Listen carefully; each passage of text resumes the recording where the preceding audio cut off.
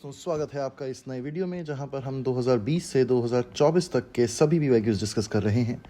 इस वीडियो में हम डिस्कस करेंगे वर्ल्ड ज्योग्राफी के क्लाइमेटोलॉजी एंड ओशनोग्राफी के क्वेश्चंस को। यहाँ पर जो पर्पस है आपको एक रफ रेफरेंस देना, ये समझाना कि पीवाईक्यू के क्वेश्चंस को आपको कैसे डील करना है। 2024 का ये क्वेश्चन देखिए जिसमें आपसे पूछा गया है that atmosphere is heated more by incoming solar radiation than by terrestrial radiation. Statement 2, carbon dioxide and other greenhouse gases in the atmosphere are good absorbers of long wave radiation. देखो ये बात तो बिल्कुल ठीक है, लेकिन यहाँ पर इन्होंने चीज़ें बदल दी। सोलर रेडिएशन से इतना ज़्यादा हीट नहीं होता जितना टेरेस्ट्रियल से होता है। ये एक बार आप इस डायग्राम को देखेंगे तो आप इस पूरी इक्वेशन को समझ भी पाएंगे, क्योंकि पहला स्टेटमेंट इनकरेक्ट है और तीनों के तीनों में पहले वाले को करेक्ट बता रखा है, तो जिसमें नहीं है वही इसका सही आंसर हो जाएगा।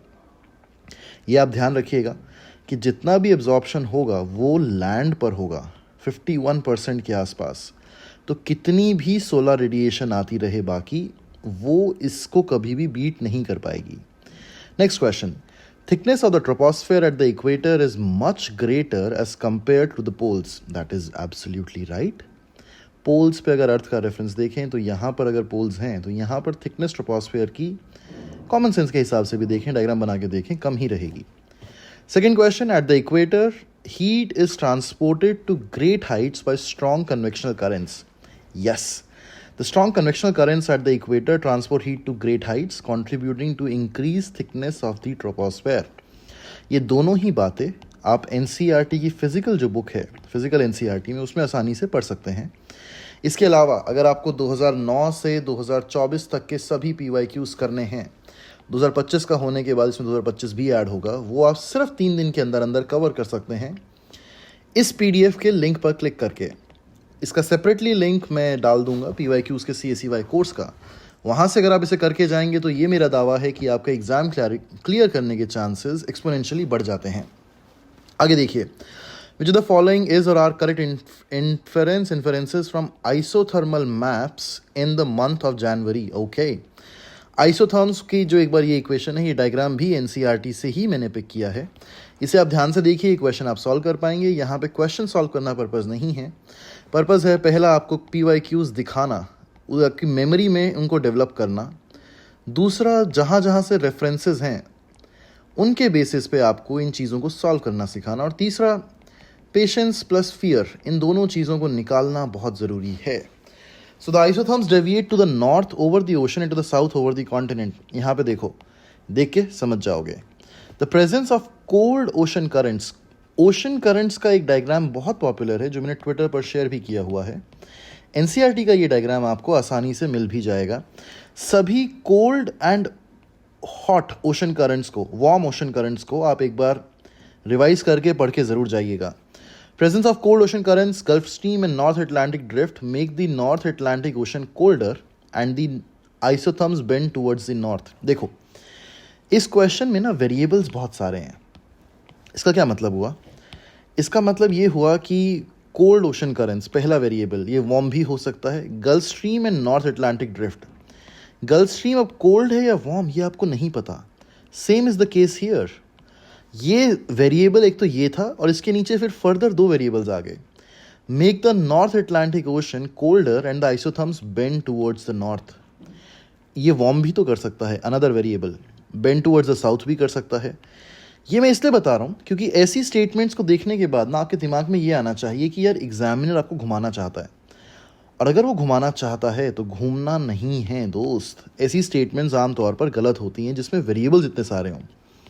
ये पर्पस इस क्वेश्चन को यहाँ पे ऐड करने का था। Answer is 1 only. आगे बढ़ जाएंगे। आइसोथर्म्स और आइसोथर्मल मैप्स के बारे में एक बार आप यहाँ पर ज़रूर देख लीजिएगा। With reference to water vapour, one of the beautiful questions that will teach you a lot of things right now. It is a gas the amount of which decreases with altitude. देखो 2024 का question है, मैं आपको यहाँ पर reference बनाना सिखाऊंगा अभी। Thickness of troposphere at the equator is much greater as compare to poles. ठीक है, अगर ये स्टेटमेंट सही है तो यहाँ पर एग्जाम में ही आपको आमने सामने क्रॉस वेरिफिकेशन कैसे करनी है वो देखो। Its percentage is maximum at the poles. बाबा अगर ट्रोपोस्फेयर यहाँ पे वाइड इनफ है ही नहीं तो उसमें वेपर कैसे रहेगा?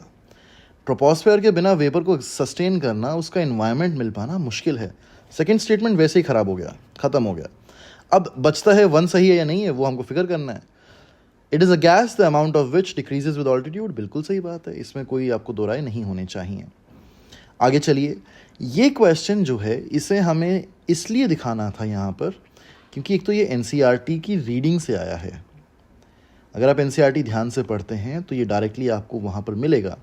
दूसरा, recognition of weather, crop and forest type, ये तीन चीज़ें आपको देखने को मिलेंगी। आपने देखा होगा पिछले पीवाईक्यूज़ में 2023 में या 22 में एक क्वेश्चन था जहाँ पर ट्रॉपिकल एवरग्रीन फॉरेस्ट के बारे में चीज़ पूछी हुई थी। यहाँ पर आपसे वेदर पूछ ली गई। 2021 या 20 में फ्रॉस्ट फ्री ड्रेज नाम से कॉटन के बारे में एक क्वेश्चन था। तो इस तरह के सवाल यूपीएससी में अब बार बार आने लगे हैं। इस क्वेश्चन को मुझे आपको सिर्फ और सिर्फ इस एक्सप्लेनेशन के तौर पर दिखाना था कि वेदर, फॉरेस्ट और क्रॉप को आप ध्यान से ज़रूर देखिएगा, अपने रिवीजन में उसको इंकलकेट कीजिएगा। इसका आंसर जो भी हो उससे फ़र्क अभी हमें यहाँ पर नहीं पड़ता। जो बाकी इक्वेटोरियल चाइना टाइप ह्यूमिड है, इन तीनों की डिस्क्रिप्शन इस पीडीएफ में है। पीडीएफ का लिंक होगा डिस्क्रिप्शन में, वहाँ पर जाइए। टेलीग्राम पर, टेलीग्राम है मेरा CACY, वहाँ पर आपको ये पीडीएफ मिल जाएगी। नहीं तो वीडियो को यहीं पर पॉज करके भी आप देख सकते हैं। कॉरियोलिस फोर्स, गाइस, अर्थ की शेप और कॉरियोलिस फोर्स इतना ज़्यादा इंपॉर्टेंट टॉपिक है ये, क्योंकि बार बार रह रहकर इसमें क्वेश्चंस आपको देखने को मिलेंगे। It is maximum at the poles and absent at the equator. Okay, it increases with increase in the wind velocity. देखो, अभी ना यूपीएससी 2024 का एग्जैक्ट आंसर की नहीं आया है, तो हम अपनी समझ के हिसाब से इसमें बोथ 1 and 2 मार्क करेंगे। कोरियोलिस फोर्स क्या है समझिए। इनर्शियल फोर्स है that appears to act on objects moving with a rotating frame of reference such as the earth, causing them to deflect to the right in northern hemisphere. ध्यान रखना, north right, south left, and to the left in the southern hemisphere. Coriolis force is proportional to square of the wind velocity. Wind की velocity अगर v है तो Coriolis force जो है वो उसके डायरेक्टली प्रोपोर्शनल है। Second, it is maximum at the poles and decreases as you move towards the equator. ऐसा इसलिए क्योंकि it is caused by earth's rotation. Earth की रोटेशन ज़्यादा आपको अर्थ के टॉप पर फील होगी क्योंकि यहाँ पर तो मिनिमल है, सरफेस एरिया ज़्यादा होने की वजह से। आगे बढ़िए। Soil in tropical rain forest is rich in nutrients. ये क्वेश्चन अभी ऊपर एक फॉरेस्ट की हम बात कर रहे थे, ये दिखाना इसलिए ज़रूरी है। रेन फॉरेस्ट होने का मतलब ये नहीं है कि उसकी सॉइल रिच होगी। क्यों? क्योंकि उस पर जो ग्राउंड है ना, उस पर ऑलरेडी बहुत सारे फूल, पत्ते, पेड़, कुछ कुछ पड़ा हुआ है, उस सॉइल को कवर कर लेता है, जिसकी वजह से soil is not rich in nutrients. Answer D है। बाकी ये वाला स्टेटमेंट आप एक बार पॉज करके ज़रूर पढ़ो। High temperature and moisture of tropical rain forest cause dead organic matter in the soil to decompose quickly. ये बात बिल्कुल सही है। टेम्परेचर भी हाई है, मॉइस्चर भी हाई है, इसकी वजह से ये जल्दी डिकम्पोज होने में काम आता है। आगे बढ़िए। The temperature contrast between continents and oceans is greater during summer than in winter. All right? Temperature contrast is greater in summer than in winter. नहीं, ये ऐसा इसलिए नहीं है दोस्त, क्योंकि देखो, जब सरफेस की चीज़ आएगी, एक बार दूसरा क्वेश्चन भी पढ़ लेते हैं। स्पेसिफिक, दूसरा statement, specific heat of water is more than that of land surface. Land का स्पेसिफिक हीट ज़्यादा होगा। क्या है specific heat? Energy needed to raise the temperature of 1 gram of substance by 1 Celsius. 1 gram 1 degree Celsius से बढ़ाना है। Yes, water needs more heat to warm up, इसलिए ये वाली बात तो बिल्कुल सही है, तो करेक्ट यहाँ पे देखने को मिलेगा। ये स्टेटमेंट की एक्सप्लेनेशन आप एक बार वीडियो पॉज करो और पढ़ो। ये क्वेश्चंस देखने में आपको बहुत ही टफ लगेंगे, लेकिन जब आप इन्हें लॉजिक से सॉल्व करने जाओगे और अगर आपकी एनसीईआरटी की रीडिंग स्ट्रांग है, it is easier for you to solve this question. It suggest that during summer the difference in temperature between land and water is larger compare to winter. ये सही नहीं है, क्योंकि समर में land and water जब warm up होगा, इसका heat जिसमें जितना, ये लैंड है अगर और ये वाटर है, देखो, land tends to heat up more quickly and to higher temperature than water does. During summer, the temperature difference between land and water is not as noticeable because both are relatively warm. ये एक बहुत simple statement है, लेकिन हम लोग क्या करते हैं, जब एग्जाम देने जाएंगे इस स्टेटमेंट को पढ़ के हम हल्का सा डर जाते हैं। बड़े बड़े क्वेश्चंस हैं, नहीं समझ आएंगे, पता नहीं क्या लैंग्वेज होगी। नहीं, ऐसे क्वेश्चंस आपको जल्दी +2 स्कोर करने में हेल्प करेंगे, क्योंकि ये बेसिक स्टेटमेंट है। आपको स्टेटमेंट को डायग्राम बनाते जाना है। यहाँ पे मान लो लैंड लिख लिया, यहाँ पे वाटर लिख लिया, और कॉमन सेंस ही तो है कि समर में कितना जल्दी लैंड गर्म होता है, ये गर्म होता है वाटर, और विंटर में भी सेम चीज़ है। कॉमन सेंस लगाओ, आंसर सॉल्व करो। With reference to earth atmosphere which the following statement is correct. ठीक है, ये इंफ्रारेड इसमें बात की गई, इंसोलेशन की, इंफ्रारेड की। ये क्वेश्चन डालने का पर्पज़ था आपको ये सिखाना। एक निमोनिक है, गाड़ी एक्सयूवी इन माई रेंज। इससे आपको ये जितना भी स्पेक्ट्रम है इसकी रेज को याद रखने में काम आएगा। गाड़ी एक्सयूवी, गाड़ी G gamma, X U V, यहाँ पे विजिबल रेंज है ये।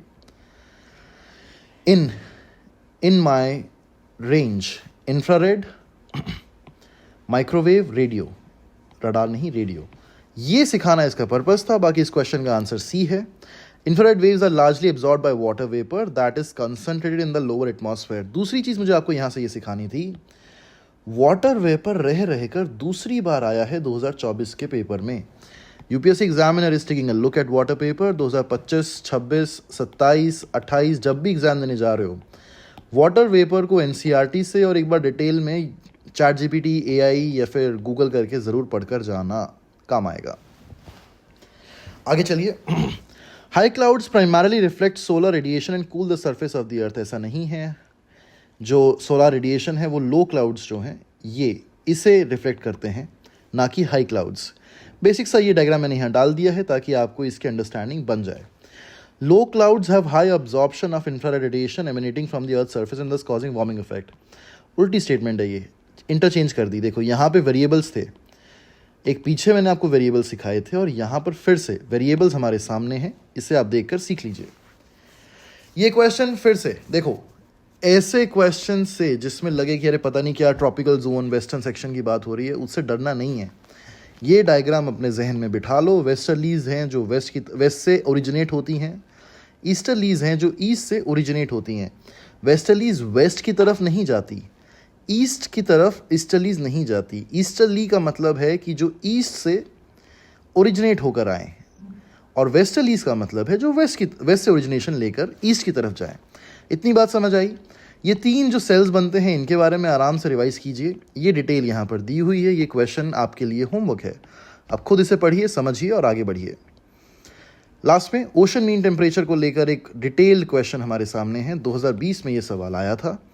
With reference to ocean mean temperature which the following statement is correct. OMT is measured up to depth of, देखो नंबर जनवरी मार्च, 3 वेरिएबल्स हैं इसमें दोस्त। आगे चलिए, वेरिएबल्स जितने भी आएंगे रिकॉग्नाइज करना शुरू करो। जितना ज़्यादा रिकॉग्नाइज करोगे तुम्हें समझ आएगा एग्जामिनर तुम्हें बेवकूफ़ बनाना चाहता है। यहाँ पर 129 metre, it is very hard to predict. कोई भी एग्जैक्ट नंबर्स नहीं पड़ता है। बहुत हाई चांस है कि अगर नंबर आपको दिया गया है तो वो गलत होगा, because examiner does not expect you to remember it. और यहाँ पर तो वैसे भी 2 नंबर हैं।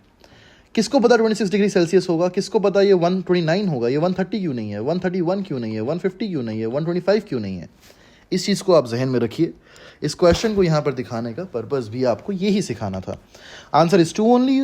Ocean mean temperature collected during January to March can be used in assessing whether the amount of rainfall in monsoon will be less or more।